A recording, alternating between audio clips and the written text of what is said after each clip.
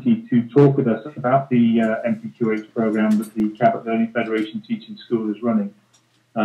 You may be aware that we bid for a license to the college a year ago to deliver MPQH, the Senior Leader and the Middle Leader program, and that the MPQH Cohort 1 has now been running since just before Christmas, and we felt it was the right time to talk to you about what we're doing, create a link with you, let you ask us any questions about what's happening, and to be clear about the role of your role as line manager of your colleague, but also as a homeschool placement, the sorts of things that we're going to do. So you see on the screen now we've got some aims for this meeting, which I think will probably last around about 30 to 40 minutes.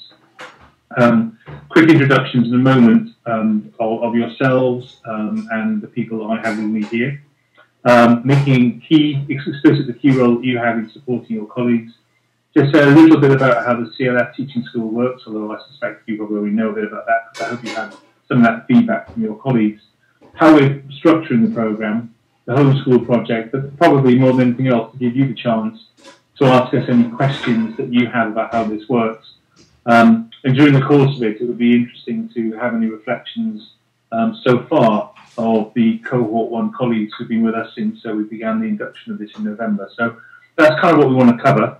I've got two colleagues with me this afternoon. I've got brilliant Alan, who is the former principal of Bristol Brunel Academy, now an associate principal of the CLF, who is our subject expert on the MPQH. Good afternoon, everyone. And on my right, Claire Carter, who is the leader of the Cabot Learning Federation Teaching School and is an assistant principal at Hans Price Academy in Weston. Hello, everyone. I just wondered, Matt, if you could help us to introduce colleagues and just say a little bit about your school and your colleague who's on our programme. So if I started off, then Matt, you take it from there.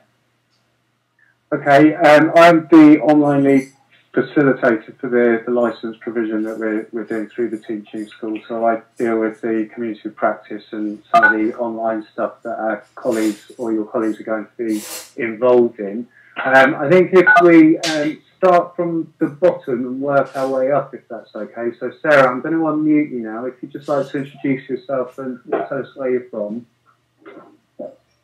More, I can't really hear it. I think that was something to do with it. Hi, Sarah. Only 2 weeks between students. Okay. So Rachel, I'm going to come to you next, if that's okay.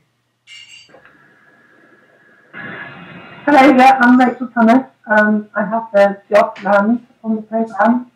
He's very enthusiastic. He's been assistant head here since 2008, so he's ready for this course. Thank you. Thank you very much. Jane Marshall. Hello, can you hear me? Yes.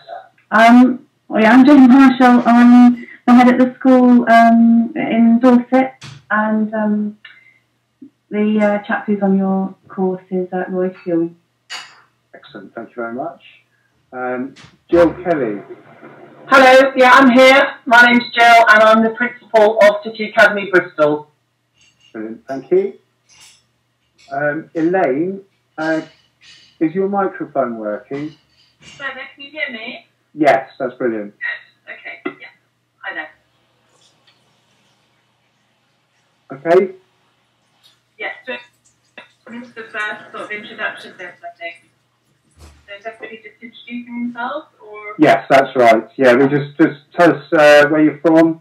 Okay, I'm in Suffolk at the moment, and I guess I'm within this group because the person that I'm sponsoring is now at the school in Wiltshire, so Felicia Kirk, who's head of the area now. That's correct. Excellent. Thank you. Thank you very much. Okay, and a couple of people have typed in who they are to everyone in the box at the bottom of the screen because they're having a few issues with the sound, but hopefully we'll get that rectified. Okay, Dave, I'm going to unmute you again now and hand over for the next slide. Okay, Matt, thank you very much. Thanks everybody for doing those introductions. Again, let me just reiterate that if you want to ask a question about anything that we're saying or that you think is a really important one that you want an answer to, which we're not dealing with, use the box at the bottom and Matt will tee us up to address that one. So I'll go through this bit fairly quickly.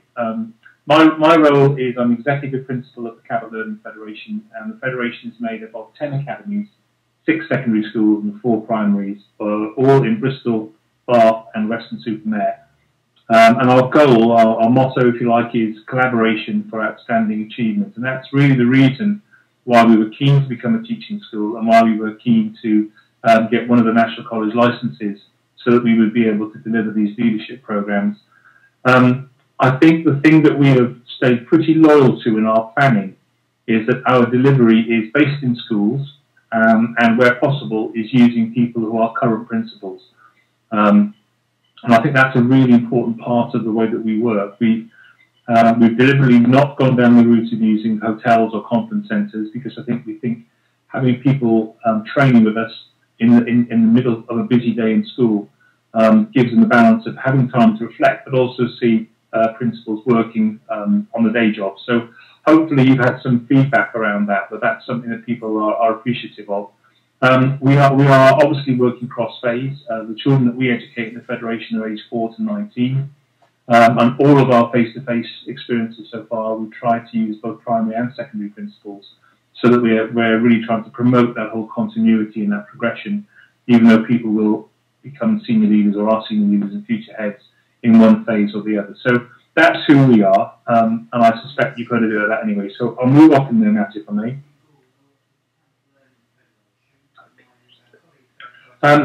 We wanted to talk a bit about the programme structure. So I'm going to start off with that, and then I'm going to hand it over to Bridget to talk a little bit more about how that is put together.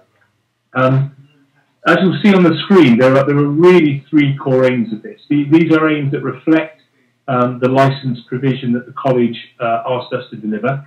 So this is not an example of us determining something that's completely unique to everybody else. We are working very much to the college's agenda and have had a number of visits to check our preparation and readiness to deliver these. So there is a quality assurance model built into this from the college towards the CLF to make sure that we are delivering what they want us to deliver. And you'll see from those 3 bullets, I've used the phrase build a roadmap to effective leadership and to think about both the leadership behaviours and what some of the key messages from existing principles might be so that people see a range of styles and a range of contexts. And I think what we're trying to promote is that headship shouldn't be headship at any cost, that any school is where you could have an impact, that actually you think about the kind of school that you could be really effective as a leader in. And we'll try to expose people to that range of experiences. We recognise that there are different contexts and cultures. Certainly a number of people who've been through MPQH in the past, and I'm sure we have a couple of those in our cohort, could well become heads in the school that they're a deputy. And that's a very different approach to how you recalibrate and rethink your role as a leader in the school when people have known you perhaps as a deputy. But also for others who are moving schools, then we think that having insight into the context and culture of a new building and how you get to know it are fairly key to that. And I think what we try to do then in terms of our delivery is to make it as practical as possible. The college has put together in each of the modules that we're delivering some really outstanding online resources. And whilst we have a high expectation that people will access those and read them and develop their own thinking, I don't think it replaces the face-to-face element of the delivery and the value of meeting other people in a similar position to yourselves, as well as our colleagues who are delivering the programme from the position of being current heads. So I hope that's come back to you as being something that we think is very important and that we're using our colleagues to be key parts of that delivery process. So the 3 of us here have been involved in that, and we've also used other colleagues who are not leading the programme but have come in to deliver specific elements of that. If you go on back to the next slide. I'm going to ask Bridget now to talk a little bit about the structure of the programme and take you through some of that thinking. And then what we'll probably do is just take a brief pause and see if there's any questions that people want to ask us about the structure, either by speaking up or by typing into the box the question that you might have. Okay, you're probably aware from the things that we've communicated with you so far that there's 2 basic strands to the bits that we do with your candidates for the MPQH. There are a number of face-to-face sessions. The face-to-face sessions consist of compulsory sessions And if they don't attend those, then they're not going to be able to complete the course.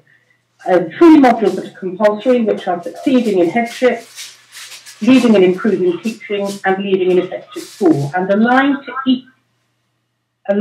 each of those compulsory modules, there are a number of elective modules.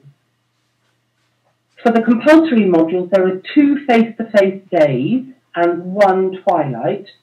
And for the electives, we're trying to keep it to 1 face-to-face day and 1 twilight. We're very mindful of the amount of time that people are likely to be out of school during the year that it will take to deliver all the elements of the programme.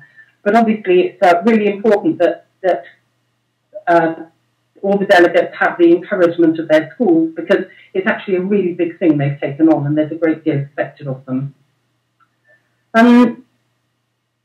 So we have a timeline that indicates the dates that we have. You can just see it coming up now. This will give you the dates that we've actually put into the diary, taking us up until, I think, the end of March. After that, we've still got a few more dates. No, up to the end of March, beginning of April. After that, we've got a few more dates that we're going to have to put in around electives and around a couple of other optional sessions that we'll be running, and some dates that we need to be doing at the start of the next school year. So if you can get those into your diaries, because I know that there's nothing worse than having a member of staff coming and forgetting to tell you until 2 days beforehand that they're not going to be in. So if you can get those into your diaries, that would be really helpful, and you and they will be prepared for those. Anything else I need to add on that bit, do you think? Yep. Are there any questions on that, on the actual, the way the course is put together? No, everybody feels comfortable. Matt, could you just go around and unmute people who can have the opportunity just to pass on or to ask the question? Absolutely, no problem. Okay, Rachel, I'll unmute you first. Yeah, that's absolutely fine. Very clear, thank you. Thank you. Good.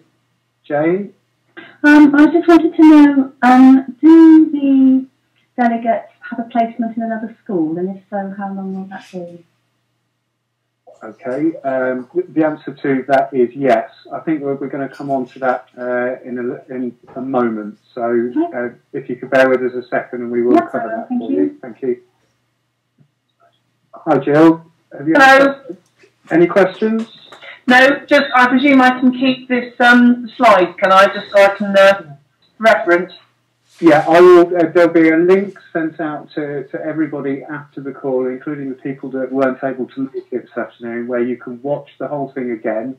But I will make sure that all the confirmed dates we've got so far will also be included in that email, so that you can keep them at hand. Okay, that's fine. Elaine, do you have any questions? Yeah, I was just wondering, do I need to attend any of these dates, or is it just the sponsors? Are we muted at the moment, Matt, or can people hear us? No, you're audible. Okay, so no, we haven't got any required sessions for sponsors. That's one of the reasons for that is that we don't want to put more demands upon people's time. And when we do want to speak to you, we'll try and do it through WebExes or communicate either on by letter or occasionally through our website.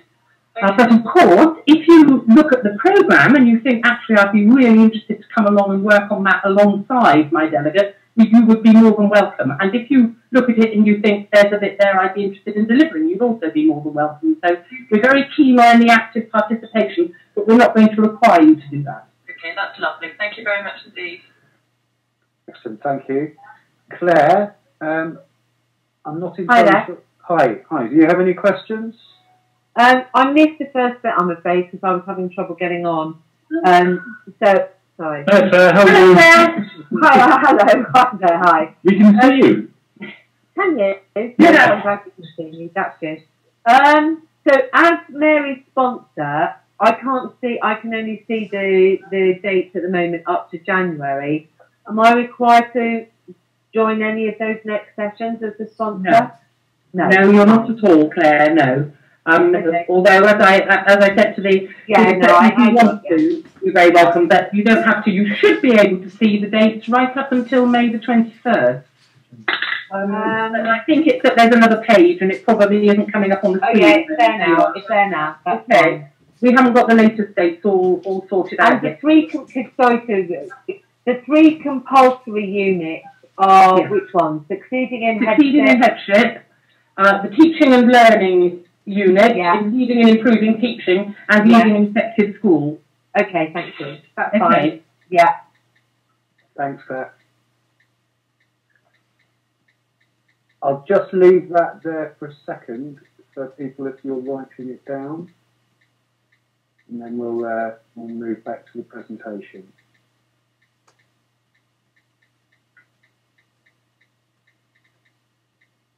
Okay. Over to you, David. Okay, Matt, could you put up the slide of the modular curriculum for me? Is that what you mean? No. No. That's right. That's what I wanted.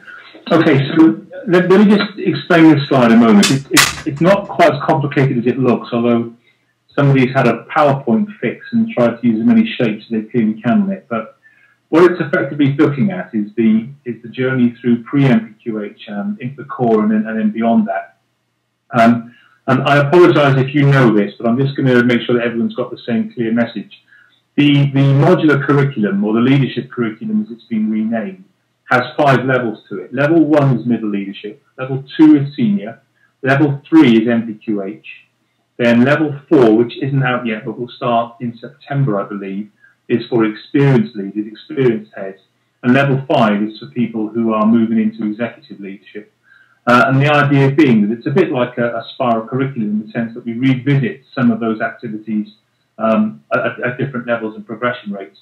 And I just wanted to say, while we're discussing this, that we are about to deliver the middle and the senior leaders. And if there are colleagues of yours, we've written out to people giving information, or it's on our website about how we do that. Because I'm also very keen that if there was a particular individual module that you thought would be useful for people to access, then we've made that facility available as well. And that's on our website, or Matt could certainly help you with that if you wanted some more information about it.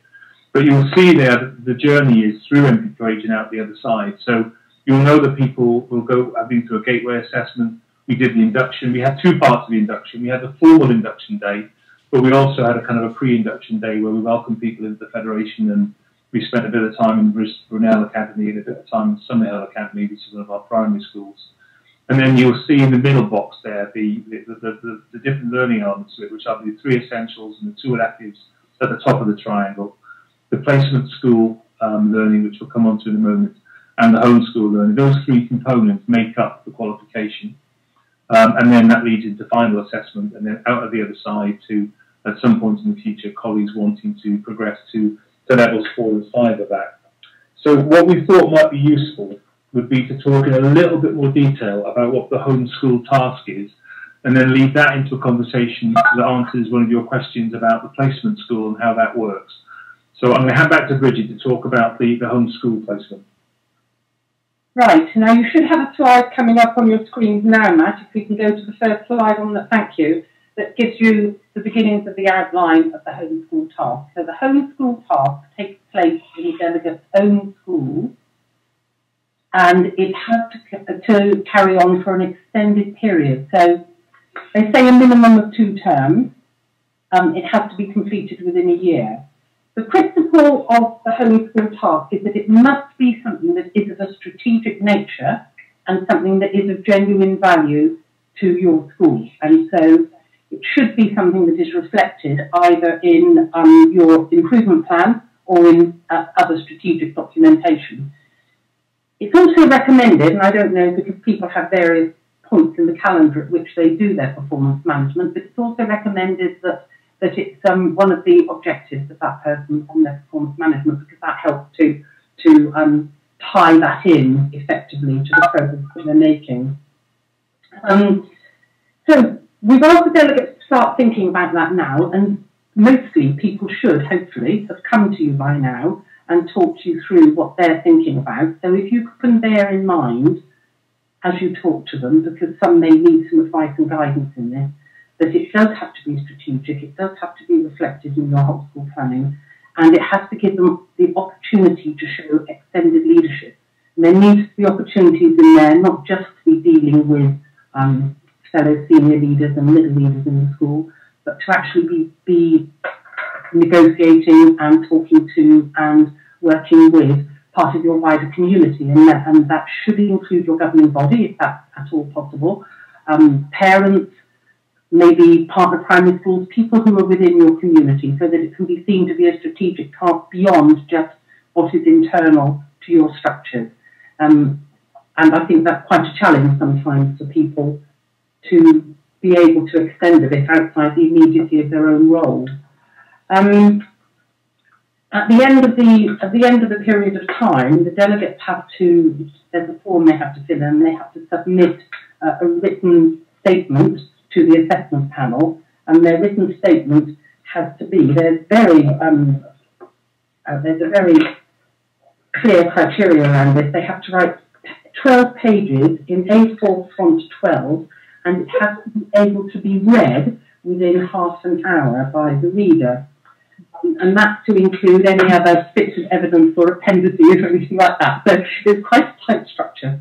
Then at the assessment panel, the assessment panel will receive what the delegate has written, but it will also receive your view of the leadership of your delegate of the issue that they've been dealing with, and your estimate of how much they have, how far they've progressed in their leadership skills, and also about how far they've managed to produce something that is sustainable within your school. So not just something that they've done entirely by themselves, but something which has actually become embedded and that has added value. So quite a challenge, really. We don't have all the fine details of the assessment yet, because the college has only just assigned the assessment task to a company after a bidding process and what have you. And we're expecting them to send out some more guidance and some more details of criteria against which you will be filling in the form that you should have a copy of, and criteria against which the written submissions will be assessed. But we don't actually have those yet, so we're working a little bit in the dark around that. So I think the key thing is then they should be getting started on it now. They should be talking to you, and the guidance they will need is about ensuring that A is of proper value to your school, and B, this is a truly strategic activity that they're undertaking. Are there any questions about that aspect? Okay, no, not for me. Okay. You just unmute Jill. Any questions, Jill?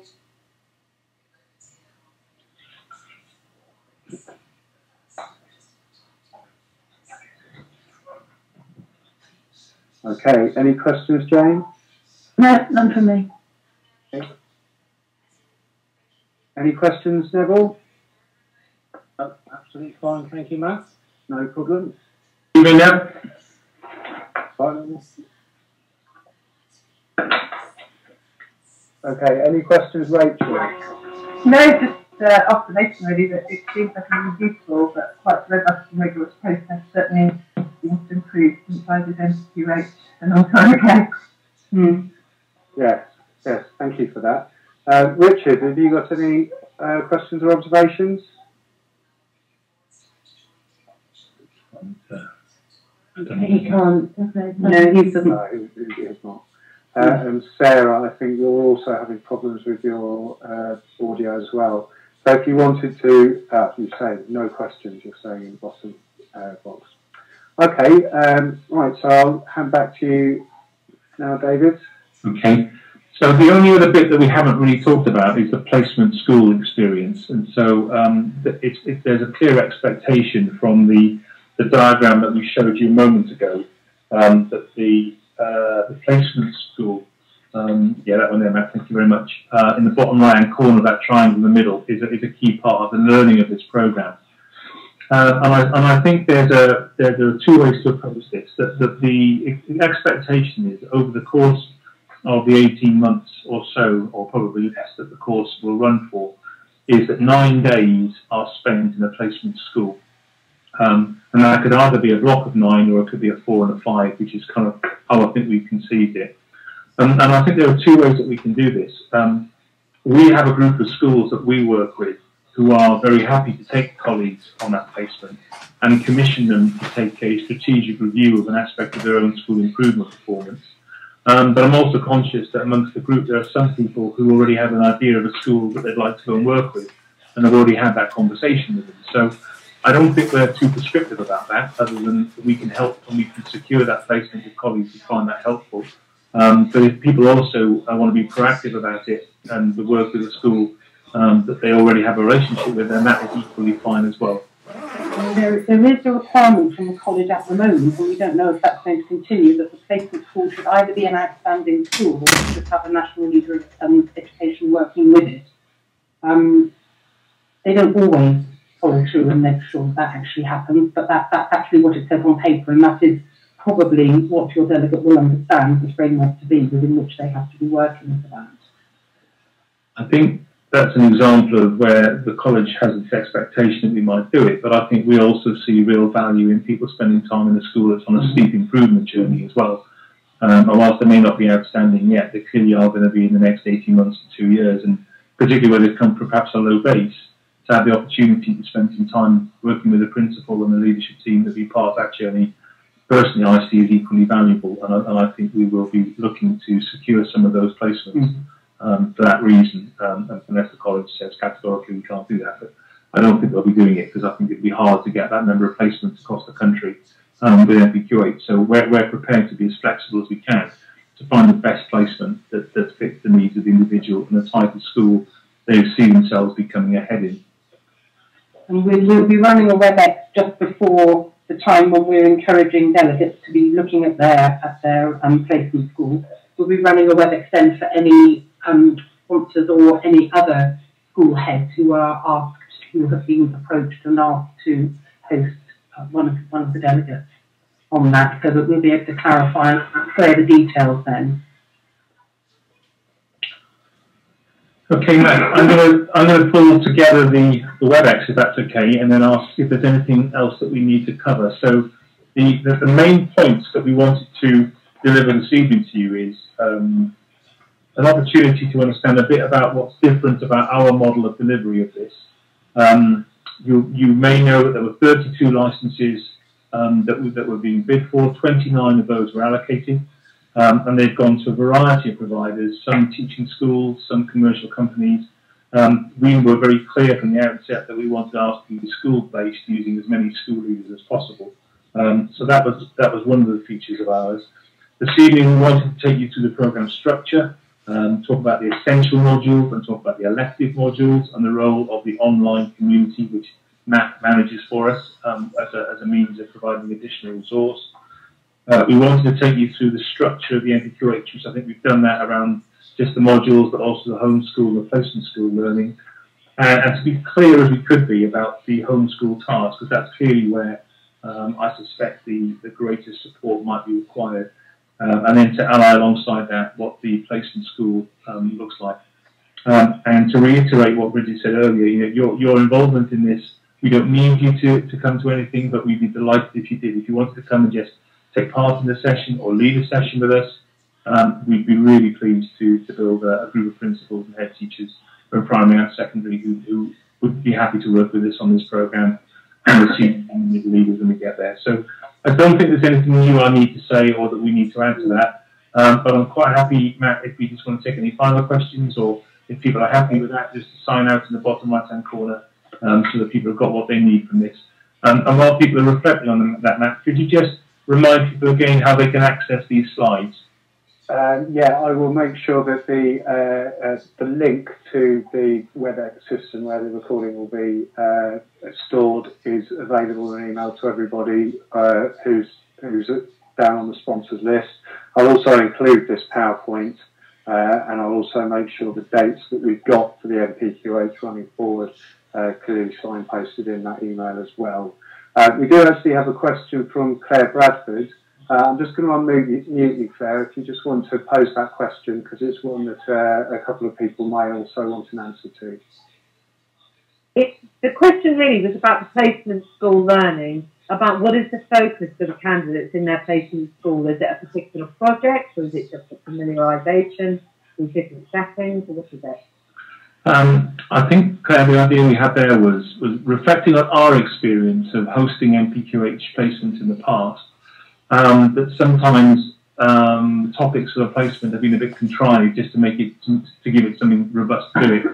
What we've tried to do with this is to work with schools who've agreed to host colleagues on the kind of things they would like the review to be about, and then to match that to the interests of the individuals, and so that we prepare much earlier, I suppose, for what that placement will look like, so that the incentive, if you like, for the school that's having the host placement is a week of free consultancy, perhaps. But so they get something from it, but also the candidate does as well, because it matches their interest or their particular area of development. And I think it could either be an example of the same homeschool project, but just tested in a different context, or completely different, depending upon what people think it is most useful. But I see that as being a part of our role in that, and rather than what I think I've had experience of in the past, that people arrive on the Monday morning and we've got a vague idea what they might do. It's not as clear as it might be. We want to make sure that this is a really positive experience both for the host school and for the personal placement. Okay, thank you. It just might be worth saying that because we've got colleagues from primary, secondary and special schools, we've already discussed with them the idea that secondary colleagues might perhaps have part of their placement in the primary in secondary, and also the special link as well. So I think it's a positive message that people don't have to remain in the phase that they're currently working if they want to think about progression, for example, as a part of that theme. Thanks, David. Okay. Thank you. I'll just mute you now, Claire. I know Jill has got a question as well, so I'll unmute you now, Jill. Hi. Apologies if you've already answered this question. I see the pathway is ranging from 6 to 18 months. What dictates the length of that time in terms of how long they're on it for?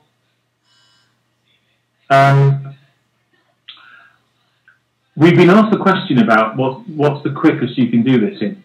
And I think my answer to it has been that we're not looking to do necessarily a fast track of this, because colleagues don't need to have this to become a head anymore. It's not a compulsory qualification. And I think it's about the depth rather than the speed of it. We have planned to deliver this in about 12 to 13 months. We think 18 months is too long. I think to sustain the interest and to sustain the momentum, that's quite hard. Yeah. So our thinking is that we're looking to have the first cohort graduate in January of 2014, which is given we start in November, that's 14 or 15 months. I think the cohort that will start in September, we'll probably be able to do within the next academic year, because there was a lead in progression while the college released the modules. It took a while to get going. We've got all of that now. So if there are colleagues that want to do it in 6 months, then I suppose the way they could do it would be to access some of the elective modules either completely online and miss out some of the face-to-face. But I think you miss a lot of the learning doing that. Yeah. Okay, that's fine. Thanks. Okay, thanks, Jill. Does anybody have any more questions? Okay. Richard has typed to me. He has a question. Sorry if it's already covered. Just to clarify, do you assist us with the school placement? And the answer to that is yes, we can do. If the person involved has a placement opportunity that they want to take up that isn't it's sort of immediately connected to us, then we're happy to go with that. But we are also happy to place people and find placements for them. So is that right, David? Yeah, that's fine. That's exactly how I was. I think we're here to help it, and we've got people that are willing to host those and are keen to do it. But similarly, if there's a partnership with a school down the road that already works really well, that's the logical place to go. Then it's absolutely right and proper that we should support that as well. Okay, I hope that answers your question, Richard. Thanks. A flexible approach then. Brilliant.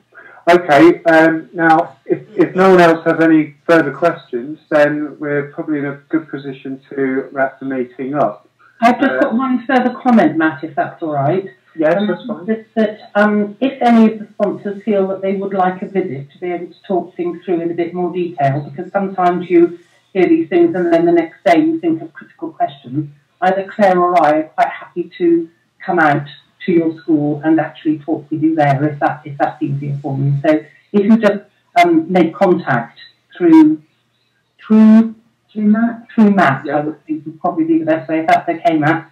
Matt will contact Claire or I and we'll come out and visit you and talk it through with you. Okay. It's quite important around the elective modules.